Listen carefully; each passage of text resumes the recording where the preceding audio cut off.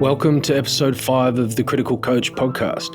If you want to support me, you can do so by getting some merch from the website, thecriticalcoach.com/shop. Hoodies are now available and they're awesome. I wear mine all the time. All right, this episode is a bit different from what's happened so far on the podcast. Whereas before I was recording articles from the website, this is a conversation. I'm talking with Joe Matthews and Al Buttimore, who are co-owners of FITT Strength and Conditioning. We talk about COVID-19, how it's affected their business and how they're adapting to it. I complain about bad writing in textbooks, and we talk about some of the difficulties of investigating whether butt wink is something you should care about. Now, lastly, I need to apologize about the audio quality. Due to lockdown restrictions, we did this over Skype and the audio quality is pretty shit. Fortunately, those restrictions have since eased, so any further conversations we have can now be done in person and the audio quality should be way better. Now, our plan is to make these conversations semi-regular, so if you're a fan of it and want us to do more, let me know. Cheers.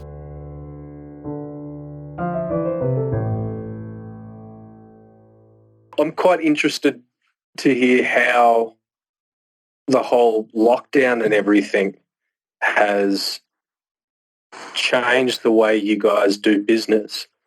Not just, what have been the negative effects of it, but, sometimes you're forced to try and solve the same old problems with a very different set of constraints.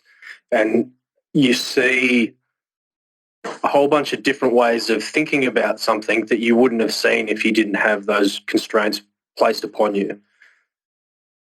Like, when you're coaching someone and you give them a cue and it just doesn't work and you've got to go through that process of how can I reframe the solution. I mean, it's exactly the same solution, but just trying to reframe it a different way. And you go, oh, yeah, I didn't think I could do that.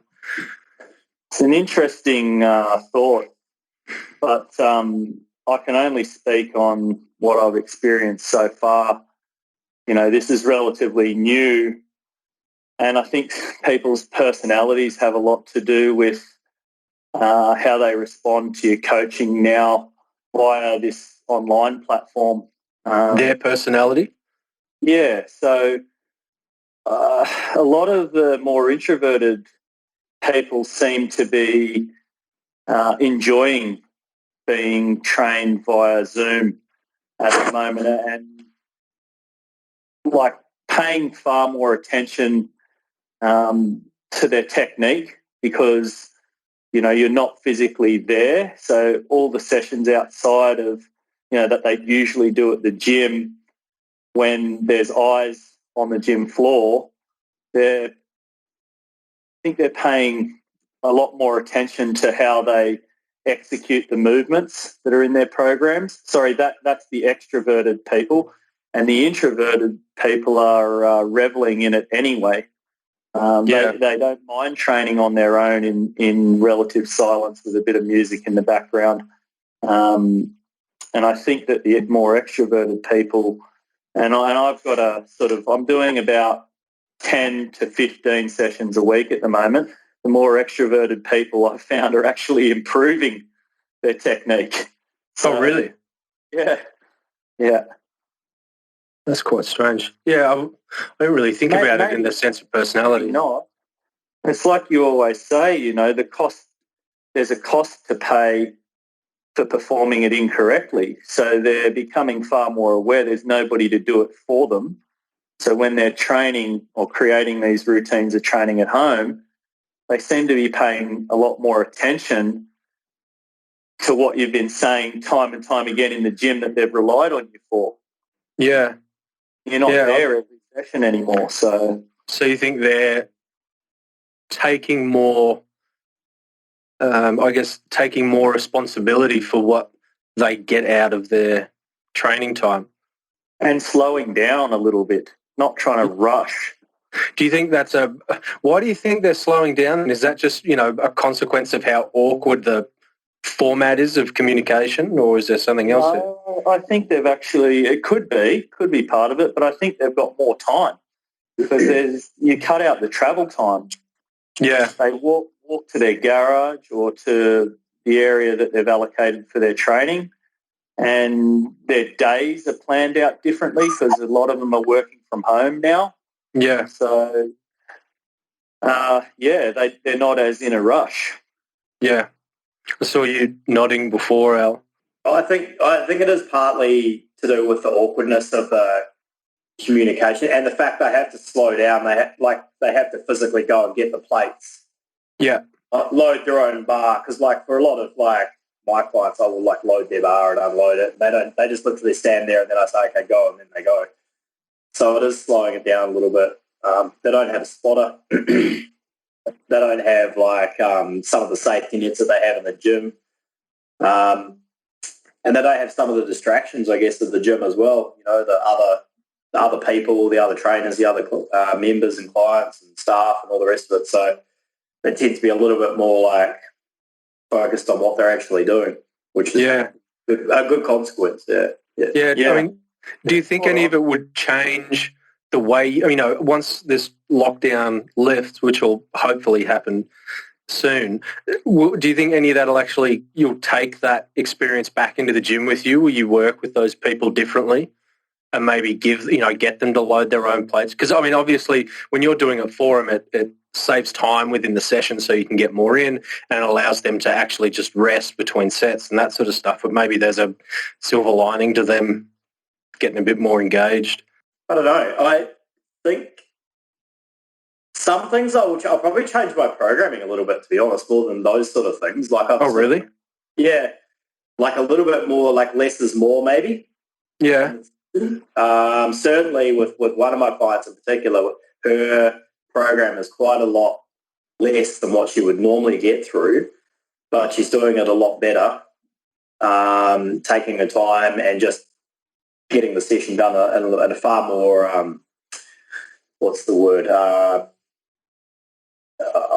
She's doing the session a lot better. So I'm thinking that maybe with the programming, I might dial back some people a little bit and just let them in that hour take their time, make sure. Yeah.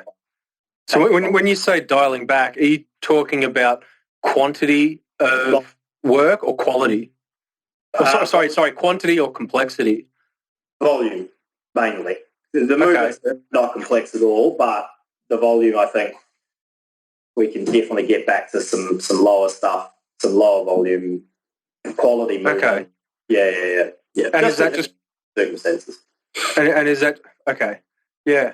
Because it's something that I've been trying to run through my head. How does trying to do the same job but with all these new restrictions placed upon it, how does that get people to think differently? And are there any sort of is there a silver lining that we can sort of take away from all the negative effects of the lockdown that's going on? And that's quite interesting. That that you're sort of looking at it and going, oh, I have to do less as a consequence of the restrictions, but that might not necessarily be a bad thing. Yeah. No, not at all. I think there's plenty of silver linings. For us as a team, we've been very solutions driven. And again, you go back to personalities, a lot of the time that sort of will dictate how a session goes.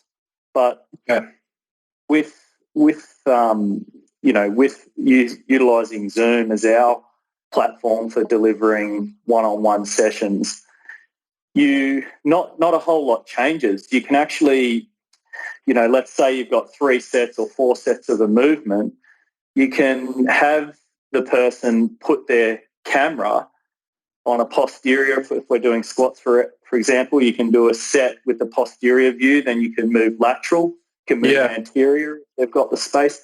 So you can still view the movement from multiple angles, and in the rest periods you address something that you picked up that was good, something that you picked up that they need to improve for the next one, and you might spend multiple sets on one view just to make sure you're ticking the box that you wanted, and then move on.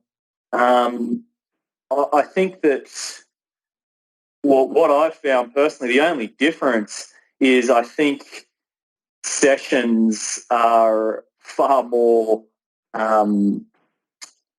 There's a lot more action in the sessions. So What do you mean by action? you're wanting to. I'm wanting to get through the session because, especially in the beginning, it's so important to have that sense of satisfaction and help create a routine that can then become a habit. So if you get talking too much, you get halfway through a session, there's no sense of the achievement for them there. So getting through the sessions and minimizing sort of the amount of general chit chat has really gotten people in this habit of being quite driven and focused during their sessions at home as opposed to in the gym. Even though you're sort of not going as heavy, and you're not you don't have generally as much in a session as you might in the gym, but your intensity of how you go about it is up. Yeah. So you think people are, well, I guess just more focused on it because, we're doing this. I can't be, reading something off to the side at the same time. It just doesn't really work that way. If we're doing this, I have to have headphones on so I can hear you, and that cuts out a lot of other distractions and prevents me from doing a lot of things that I might be doing. If this was in a gym and you were coaching or something like that. I would say yes, but I don't mean it in contrast to the slowing down. Like when I say slowing down, they're not rushing, as in rushing around and doing things haphazardly. They are focused and they're moving through their sets with the focus, but not rushing. Yeah, you know what I mean. They've got a little bit more time. Yeah. So yeah, I found it to be a really positive experience for me, and the feedback I'm getting from the people that I'm coaching on this platform has been really positive as well. It was different in the beginning. Yeah, I'll bet. But the dust seems to have settled and people have gotten used to it. Do you think, what was did you do anything like this before you were sort of forced to start coaching this way? Did you do any online coaching, anything close to what you're doing now, or is it fairly new to you? Is that for Al or me? For either of you? What I'm getting at is I'm wondering whether being forced to try coaching this way has changed what your opinion might have been of it beforehand, where you're like, no, I want to do it face to face. I want to work with people. I want to be able to put my hands on them.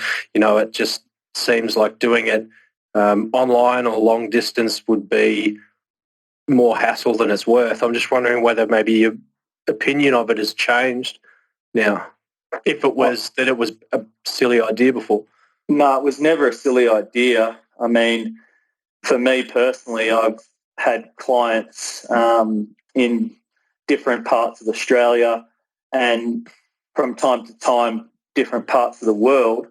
And prior to this, we did it all through videos, sending videos to be assessed in and catching up for a phone call once a week to once a fortnight for half an hour to an hour, and going over critiques of movements. I mean, you would know as well, I've worked with a multiple world champion over the course of 5 years, pretty much all remotely. Yeah. And in the beginning, there wasn't these types of platforms for it. But now that there is, all of a sudden we've started using it. It's even better. Yeah. So you could persist when, it was essentially, well, mate, a lot of that is because of me being horrible with technology. Essentially in the beginning it was, snail mail, write a letter and send it, Yeah. But now using Zoom, for me it's been great. Yeah. Yeah. Now, when I remember talking to Al on Messenger I think it was like the day before the government, I can't remember whether it was the national government or the local territory government went, we're shutting down gyms at like 12:30 or whatever it is tomorrow. And it's not like there was a lot of warning. I'm pretty sure that it was the day before, right? They went, yep, tomorrow you're closing. Yeah. Sunday night, they announced it at about 10 o'clock at night, along with cafes, pretty much, what else is it? All those non-essential services. Restaurants. Yeah, the whole lot were all, and at 10 o'clock at night they announced it, and then I think 12:30 we had to be out of the gym.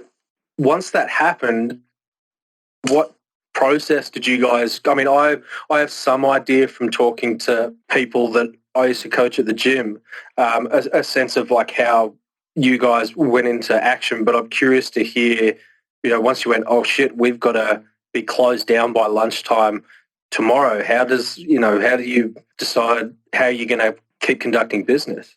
Well, we're pretty lucky in that we already kind of had the infrastructure set up. So we had True Coach going, which is how we deliver the online programming. Getting Zoom was the next natural step, and that was just a matter of setting up an account. And then it was just jamming in as many PT sessions in on the Monday morning. I think pretty much, you'll remember, Joe, I think everyone was back-to-back from about 6 a.m. trying to get everyone in for that week, which then gave you a bit of breathing space on Tuesday to actually do some of the things like get an email out, do a Real FITT TV we have, update all the social media accounts, and then get the staff together for a meeting. And then that was pretty much, there's only really one course of action you could take, and that was to go mobile, which was the first port of call. So everyone did that for the rest of the week, and then they changed the goalposts again. But we already had taken the steps and we had the infrastructure in place. So it was more a matter of just reacting quickly and just committing to it and not thinking about it too much, I'd say. I don't know. What do you think? I think one of the keys was that we sort of anticipated a little bit the direction that this was going, and you could sort of see which way it was going from what some of the other states were doing as well. But we had a lot of conversations around it. So myself, Alistair, Ben, and the rest of the team, and we that anticipation sort of helped guide a sort of step process into this. And I assume it will probably be a stepped process out. So for argument's sake, if they say, right, the next step is outdoor one-on-ones and outdoor small groups are allowed, well, we already did that on the way in. So we can do that on the way out again. And then they might say, okay, you can do one-on-ones in your facility only. Well, we could, if that's a progression, then we could easily do that. We can go back to what we were doing before this all happened, no problems, because that's what we're used to doing. Yeah. It's been the sort of the way in that's really helped, I would say, improve our business model and teach us to sort of use these online platforms that we'd started setting up to their fullest potential. Yeah. And I think they'll still be very, very highly valuable after as well. Yeah. Yeah, because you guys had already been closed down, I think, for a couple of weeks, and then I dropped into the gym just to drop some stuff off. And it was I'd heard that some of the equipment in the gym had sort of been moved around a bit, and it was just empty. There was like a small section of some barbells and some plates near the platform, and there was a few kettlebells and dumbbells left on racks, and that was it. It was like someone had gone through and robbed the place. Well, Al and I had a conversation about that, and we said, when you walk in and you see that, it's actually it actually puts a smile on your face, because you know that that our community has got equipment that they can utilise to sort of continue on their training in some aspect from their homes. Yeah. Just to be clear, because I sort of, you and I know what we're talking about, but I didn't really clarify it very much. That I think once you guys got, you weren't allowed to do the mobile stuff anymore. You basically got all of your gear and started handing it out to your members so that they could continue training, even though you couldn't work with them. I was thinking of, how are you guys going to respond to this, just out of curiosity, and that had never crossed my mind, that you would just go, well, we've got a lot of gear, let's give it to the members for a little while. And as soon as I heard that you did it, I was like, wow, it was impressive. I'm wondering whether other gyms have sort of caught on and done the same thing or not. Well, for us, as Al said, we have True Coach as an online programming platform, and it's getting that equipment out there, and it happened pretty quick. Hey, Al, probably in the space of a day, 2 days. Very fast. And it allowed us to sort of continue on in a relatively normal way with our programming and not having to be too drastic in the way that it was changed. So people could, for instance, there was the lifters, for example, a lot of them were halfway through a cycle. Yeah. And they're a bit worried, like, oh, well, I'm not going to finish this training cycle now. Well, now they could. They had at the very least, they could innovate a little bit and, do a floor press if they didn't have a bench because they had a barbell and weights. Yeah. Do a Zercher squat if they didn't have squat uprights. So, yeah, if anything, it was great for our members to be able to continue with relatively similar training programs. Obviously not exactly the same, but, still able to achieve some intensity and some compound movements with a barbell or kettlebells or dumbbells, or whatever it may be. I've got a question for you, Sam. I'm interested to see, I'd be interested if you've given it any thought on how you think our industry may look after this. Does it go back to exactly the same as it was before, or do you think that things are going to be done a little bit differently?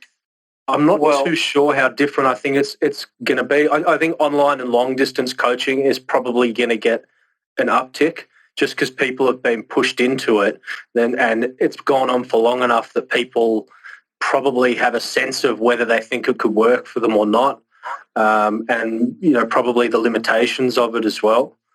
I think that's, I mean, to be honest, I haven't thought about it in great detail, but I think that's probably where the biggest change is going to be. That's an interesting one because that's not something that that I had given a whole lot of thought to in terms of the assessment process, because everybody that we're working with on this platform, we've already been working with for a long period of time. So we're aware of their niggly injuries, the nuances of how they like to warm up and all of these types of things. And, we've only just, Al signed up our first new person through our new online page the other day. And, this is the process we're now going to have to go through online. So we're going to learn that. So, that'll be quite interesting, especially, I mean, I guess the interview doesn't change too much. Even as we're listening to it, anyone is probably familiar with how audio sort of cuts in and out when you're on these video conferencing applications. So it sort of messes with the flow of conversation with an interviewer. But even then, I imagine that would be mostly the same. But then when you get onto the physical assessment, if people do them, whether that's screening for things or, maybe they want to, they're trying to get selected for a football team and there's like an NFL combine thing they have to go through and you want to see what their baseline is, I think that's where it's going to be really difficult. through the video conferencing stuff? In the past, No. I've outsourced that. So, for instance, with some of the other lifters that are in different states, I've sent them through our assessment form. Yeah. And then had an exercise physiologist or a physiotherapist perform those active and passive range of motion assessments on them, and then emailed me back their findings and created that network then and that line of communication with that person in that state, who I could then continue working with on whoever the athletes is on their journey. Yeah. How did you find that? Because that's something I would have been pretty hesitant to do, just because that person's an unknown quantity, even though they're an exercise physiologist. Correct. And what happens is it just takes time. So to get to understand how they think, sort of what they stand for. And in one particular instance with somebody up in Queensland, we had to change 4 different times before we found the right person. Oh, really? So, yeah.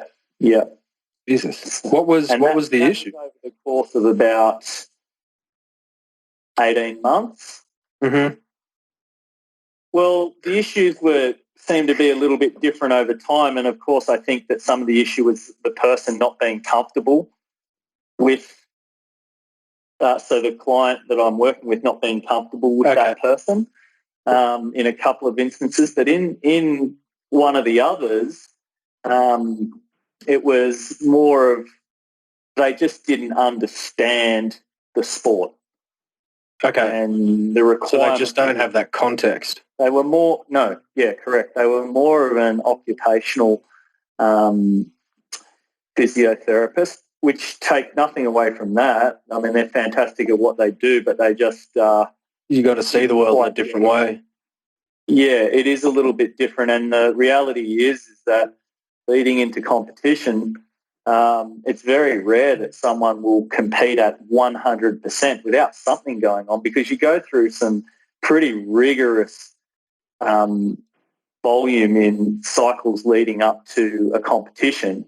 And sometimes you do carry some niggles, and that's just the way it is. It's the same in many different sports. And, this person didn't quite understand that. And I actually admire where they were coming from in a way, because it was all about the client, but they just didn't get that the outcome was actually a bigger deal for the client than having 4 weeks off. Well, especially when you get those people who are highly competitive, and people go, oh, well, I'll just tell them that no, it's just too dangerous for them to compete at the moment with that injury. You don't realize that they might understand the rationale, but they're still not going to listen to you. They're going to go, no, I'm just going to do it injured because it's so important to me for whatever reason that I compete. And you go, okay, so now I need to change the way I'm going to approach it, because they're going to do it whether I say it's a good idea or not. So I need to do it with that in mind. Yeah, and what you said, it's true. What you got to focus on is what you can do. And, look at the risk around what you probably shouldn't be doing. If you can't deal with the outcome of that risk, then you don't do it. Just focus on what you can do. And that's always sort of what we try and do. But yeah, sometimes where you can get an agreement from, like a verbal agreement from the athlete, and you're on the same page as the physiotherapist and them, but then they go out and they do something crazy anyway. Like, I went for a 10K run this afternoon. You're like, why? Shin splints. Why did you do it? You're like, I just needed to do it. I needed to. I need it for my mental health. And you're like, yeah, but now you're going to be injured again in a month's time, and you're going to have shit mental health, and it just goes in one ear and out the other. Or before a national championship, decide you're going to do complex downhill mountain biking section on some mountain and come off and break a rib. Oh, yeah. Yeah, that'll be fine for the bench. Yeah. So, anyway. We've all done it. Yeah, mine's not normally around physical fitness. It's normally much worse habits. Yeah. I wish my stupid mistakes were that benign. Well, I shouldn't say mistakes. They're just poor choices. Choices, Samuel. Yeah. I need to admit that I have a problem. Word there being choice. Yeah. It doesn't feel like it at the time. It feels like the obvious decision. Like, no, just do it. You'll be fine. Don't worry about it. Or, that's a future problem. So, yeah. Oh. Now, are you guys, do you find you have more or less time at the moment with the way things are going? Just with the way, because obviously you've had to change the way you're doing business. Do you have more free time, or has it actually gotten more hectic? Especially, I guess, with having kids at home and that sort of stuff. Well, I'm different to Joe, but I have more time. But my day is very weird. Like when you do stuff, like I might wake up, because I always wake up really early. So I'll do stuff like at 6 a.m. or like 7. And then I'll have time to go for a run or do something, do some push-ups or whatever, and then I'll do something else for like 20 minutes, and then I'll go and get Nate or whatever, go get my son, and then when he goes to bed, do some more things. Whereas like when you go to work and then you're there from 6 till 5 or 10 till 7:30 or whatever your hours are. You're there and you kind of do work throughout the day. Whereas this is like do a little bit, break, go do something else, a little bit more, break, go do something else. So getting things done at random, like sometimes at 10 o'clock at night, which I never do. But during the day, got way more time. Does that make sense? Yeah. Yeah, and it all depends on if I have my son. So if I have my son, then it's totally different again. Yeah.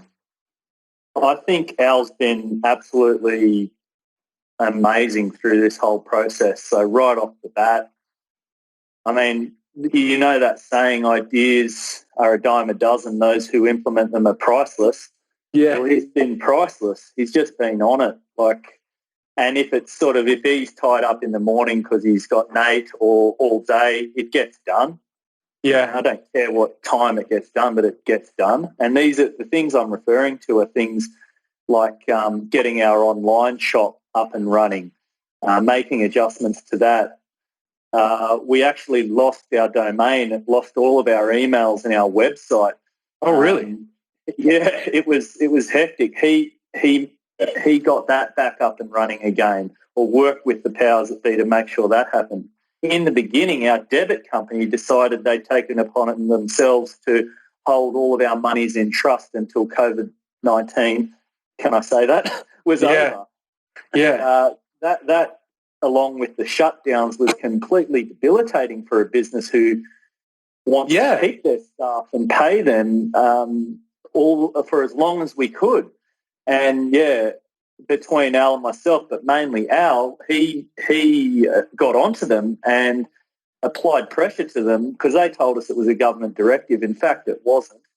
Yeah. There was email. Oh, wow, so they're just full of shit.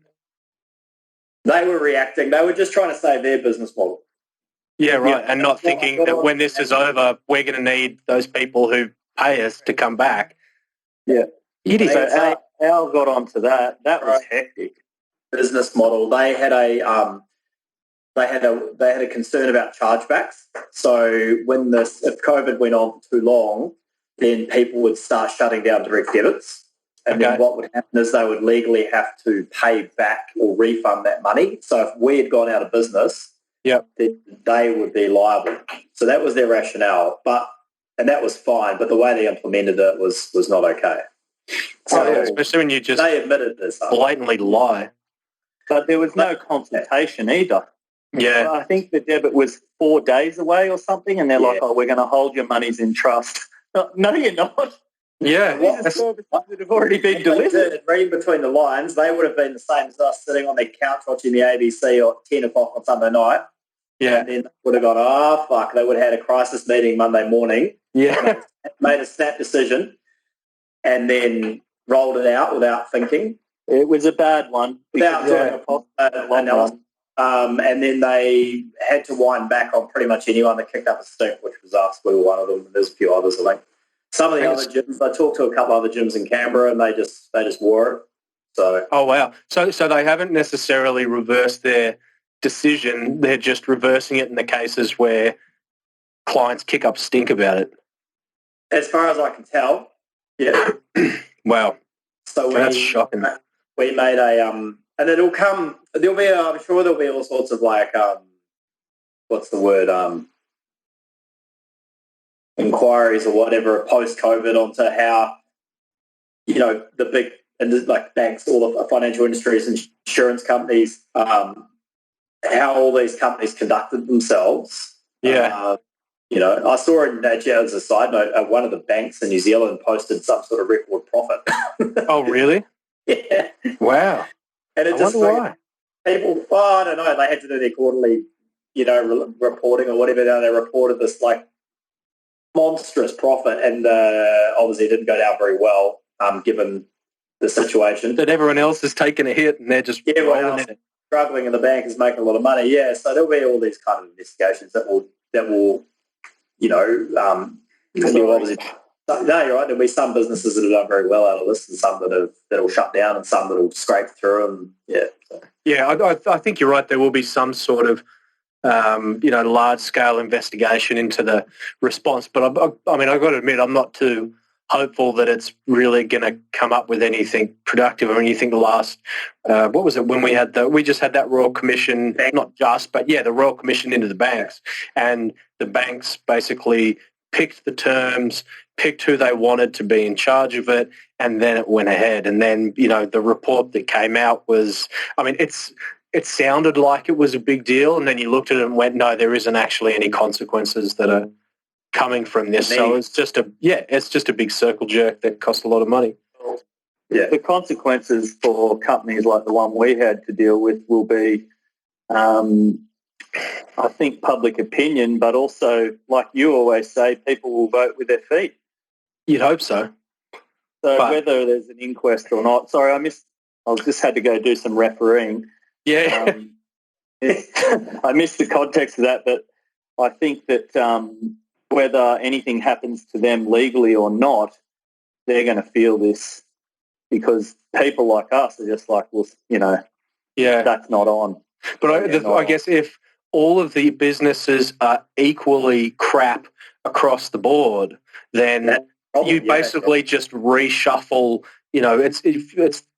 Everyone ends up roughly the same. They've got different clients, but because everyone's reshuffling, you just. Well, there are a few companies that actually held up really well in that space during this time, and Al had started talking via a forum with a couple of other gym owners who didn't quite have the same experiences that we were having. So, they weren't getting screwed by their. Well, Al can say better than me. They were. Some were, some weren't. They were, but they were in different situations. So this is another gym over in the other side of town, and they were. Well, he was in a double whammy, so he was with the landlord and with the debit company, so similar to us. Mm-hmm. And then there's another gym in Campbell down by the Russell offices, and he was in a good situation in that his landlord was awesome. So what he did was just parked the whole business. Oh, okay. Yeah, so the debit company did what they did. They took the percentage of the money or whatever. But because he parked everything and he was not doing anything, he's just basically doing a Facebook group. That kind of worked for him. That was fine. Yeah, so every business, I guess, has taken a different angle on it, but we're still trading. Like, we're still operating full steam, so to speak. And oh, really? In a different way, yeah. So for us, that was not something that we could sustain. Paying the staff, still paying quite a lot of the business expenses. Not all of them, to be fair, but a lot of them. Yeah. So yeah, because you guys seem to be you guys are still running classes as well, aren't you? Yeah. Yeah. So you're doing like a group chat class thing? Yeah. Yeah. So Wow. it's done. Yeah. So the way we do it as well is that, when you use Zoom, you schedule in a meeting. Yeah. So that link goes out to the people that are going to attend the class. And for most of us, we'll schedule a meeting in directly after the class so that the members can then catch up for a chat as well. So we're trying to keep them connected that way. And for most of them, they take it up and they might have a 10-minute chat before they head off to dinner with the people that they usually would see 2 or 3 times a week when they come into the gym. Yeah. But yeah, the classes have been awesome. I mean, we've been getting good numbers, and people have cleared space in their house or in their garage, and they're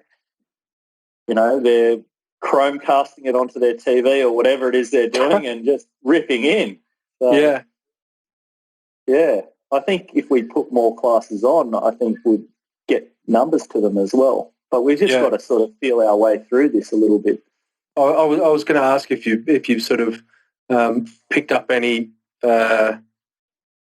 extra reading, if you had any spare time. I'm basically just looking for an excuse to complain about super training, which I've been reading for like 2 or 3 months at this point, and I think I'm only 130 pages in. It is it is the worst writing I think I've ever come across in my entire life. It is just infuriating. It's the sixth edition, the expanded version.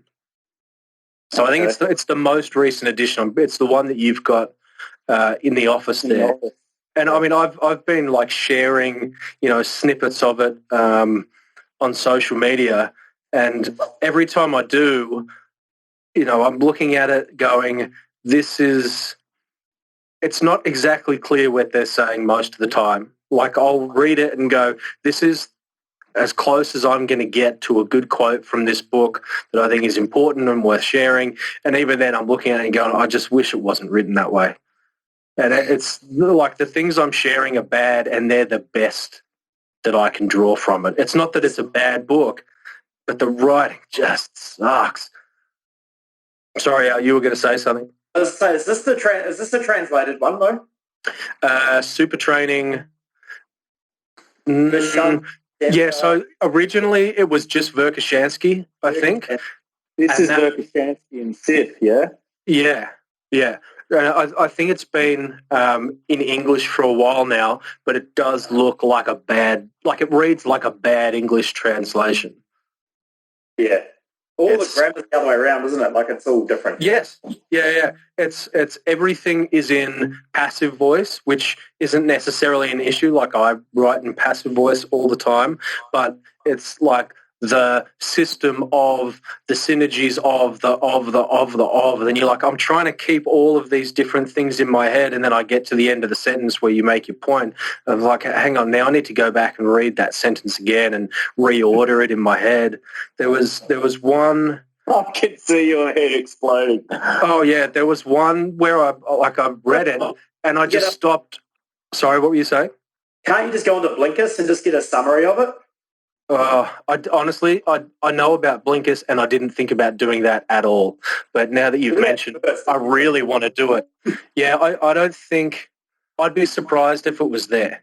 Like some of the writing, there was one in particular where I read it and I just stopped and like my mind went completely blank, and it was just so bad that I basically broke my brain for about 30 seconds and just put it down and couldn't remember what I was doing. It was like, this person considers the question that should be asked is not whether A is true, but whether B is true. And I was like, what the fuck did you just say?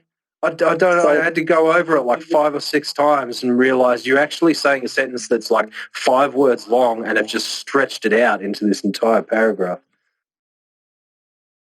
So it's the issue is with the translation. And is it translated or is it just badly written? A bit of both. Okay. Because I think the original one with where it was Verkhoshansky, that was in Russian, right? Yeah.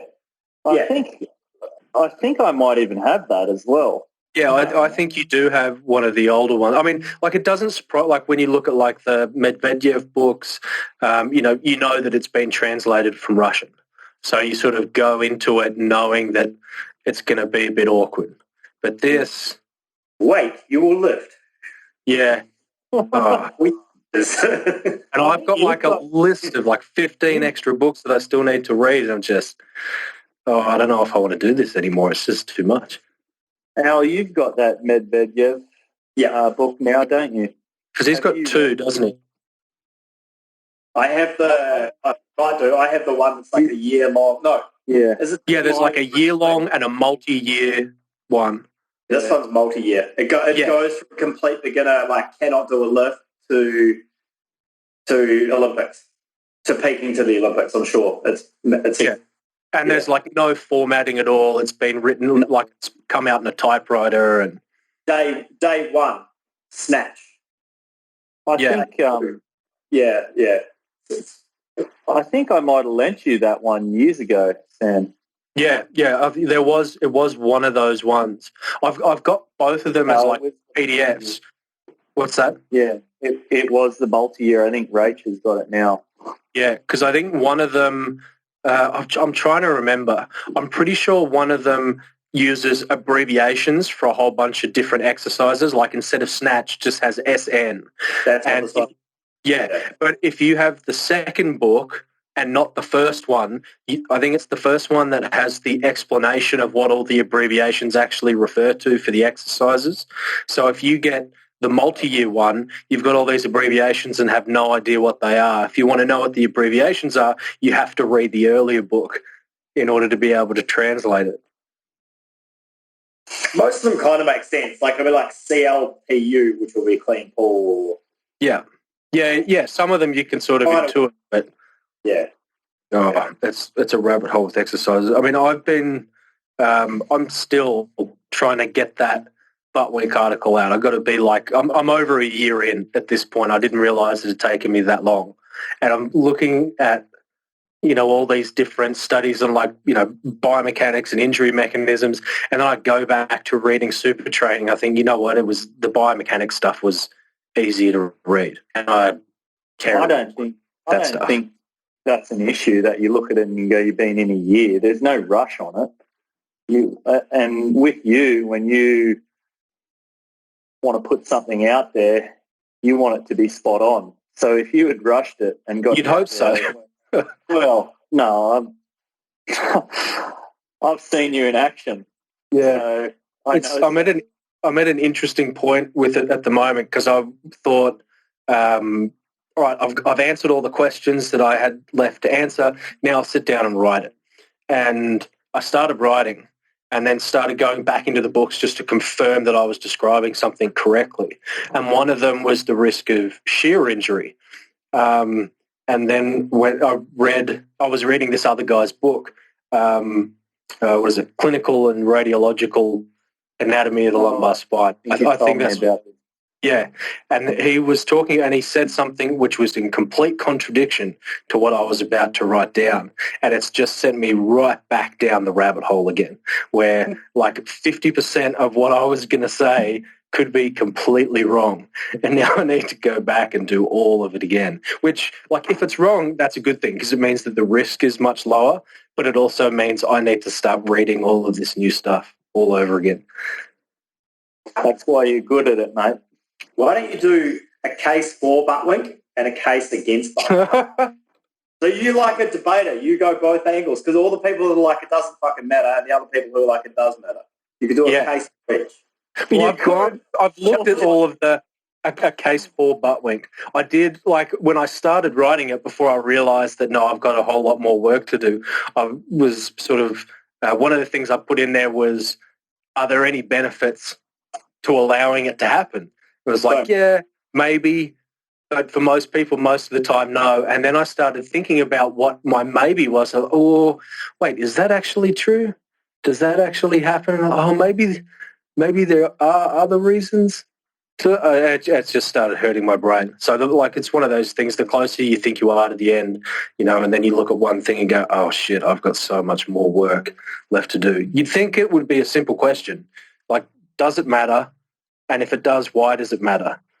And then, no, it's not. Well, I think that in this case, you've assessed more articles, more videos that anyone would ever want to in their life. Or may have before you. You've gone to the top of the tree and you've spoken Has he ever done like the best experts. Sorry, what was that? Like a PhD study on it, like a full thesis on... No, and this is where it gets difficult. So if you will not find butt wink in the scientific literature, if you search for that term, you'll come up with nothing. You can't ask the question directly, you have to ask it indirectly, which is what occurs to the spine during butt wink? Has anyone studied that? And so then like lumbar flexion. Yeah, so you basically, so you have lumbar flexion and extension with some degree, if you say that it's going to occur in the squat, which is normally what exercise most people are doing when they refer to butt wink. All right, what happens to the spine during the squat if the spine remains neutral? And then what changes once butt wink's introduced? Yeah. So you start looking, the easiest place to start is stoop versus squat lifting. And there's been a fair bit written about that. But that was when I started writing that bit, that was when everything started to unravel for me again. Because I thought, I'll just do a quick search to see if anyone's put any new papers out.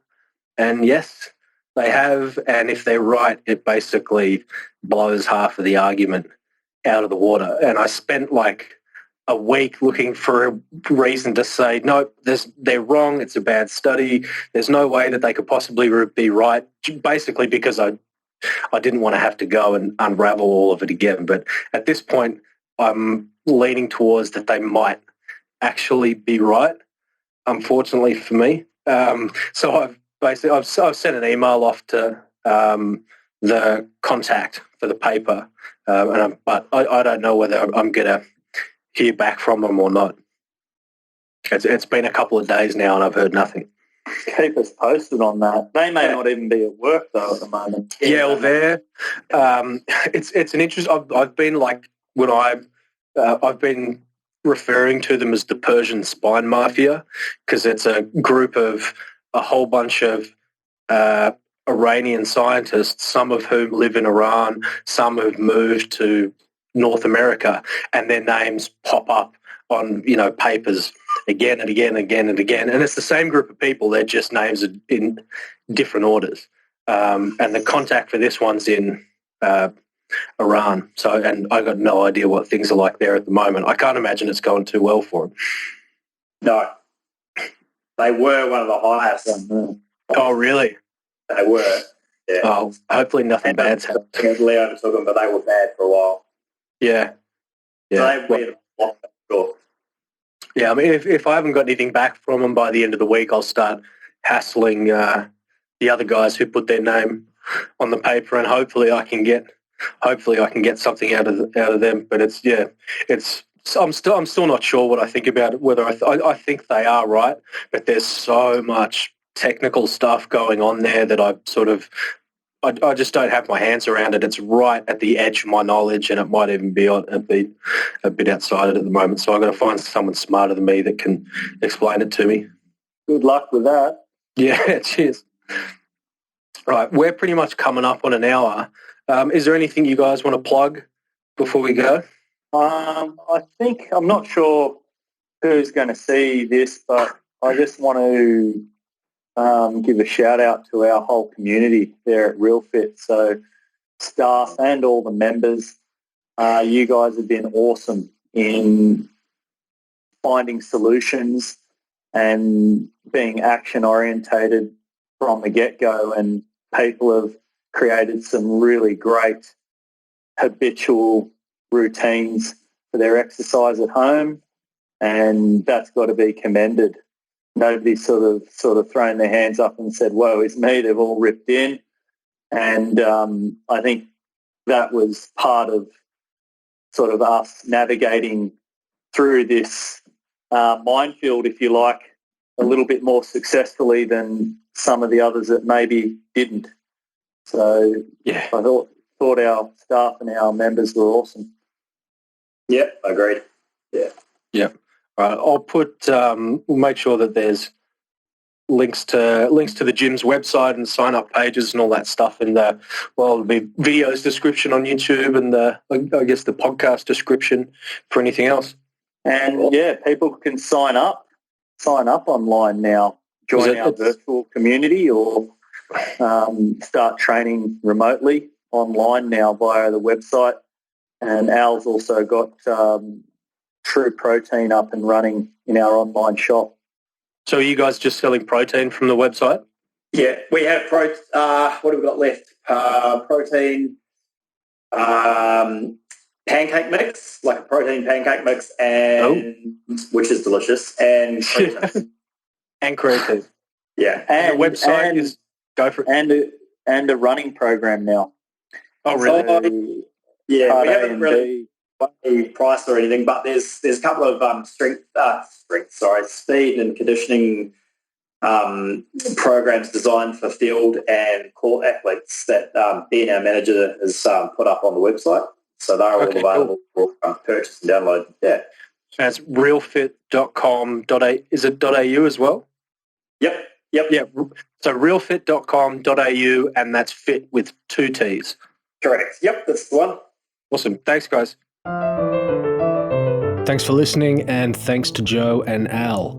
If you want to check out their gym, RealFit, head over to their website. That's RealFit, and that's fit with 2 T's.com.au, realfit.com.au. You can sign up for online coaching as an individual or join a group and pick up some supplements or training programs via their shop. If you've got any questions or comments for me, you can find me on Twitter at critical_coach, on Facebook at The Critical Coach, all one word, and on Instagram as the_critical_coach.